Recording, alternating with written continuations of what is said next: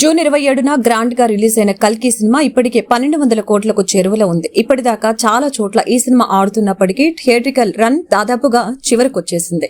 దీంతో కల్కి సినిమా ఓటీటీలోకి ఎప్పుడెప్పుడు వస్తుందా అని మూవీ లవర్స్ ఆసక్తిగా ఎదురు చూస్తున్నారు.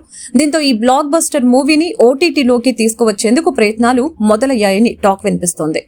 Pan India super star Prabhas నటించిన లేటెస్ట్ చిత్రం కల్కి. నాగశ్విన్ తెరకెక్కించిన ఈ మైథాలజీ అండ్ ఫిక్షనల్ థ్రిల్లర్ లో బాలీవుడ్ బ్యూటీ దీపికా పదుకొని హీరోయిన్ గా నటించింది. బిగ్ బి, అమితాబ్ బచ్చన్, లోక నాయకుడు కమల్ హాసన్ తదితరులు కీలక పాత్రలు పోషించారు. ఈ సినిమా రిలీజ్ అయి దాదాపు నెల రోజులు గడిచిపోయింది. జూన్ 27న గ్రాండ్ గా రిలీజ్ అయిన కల్కి సినిమా ఇప్పటికే 1200 కోట్లకు పైగా చేరువలో ఉంది.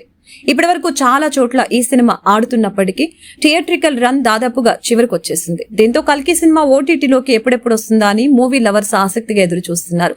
దీంతో ఈ బ్లాక్ బస్టర్ మూవీని ఓటీటీలోకి తీసుకువచ్చేందుకు ప్రయత్నాలు మొదలయ్యాయని టాక్ వినిపిస్తోంది. కల్కి తెలుగు వెర్షన్ డిజిటల్ స్ట్రీమింగ్ హక్కుల్ని ప్రముఖ OTT platform Amazon prime video సొంతం చేసుకుంది.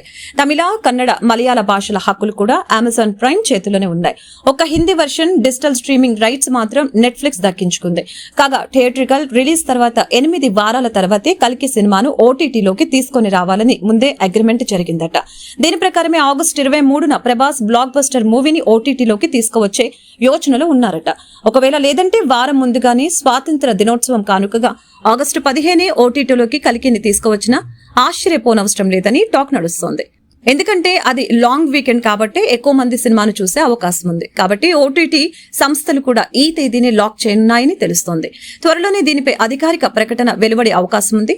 వైజయంతి బ్యానర్ పై అశ్విని దత్ ప్రతిష్టాత్మకంగా నిర్మించిన కల్కి సినిమాలో దిశా పటాని, శోభన, రాజేంద్ర ప్రసాద్, మాలవిక నాయర్, విజయ దేవరకొండ, దుల్కర్ సల్మాన్ తదితర ప్రధాన పాత్రలు పోషించారు.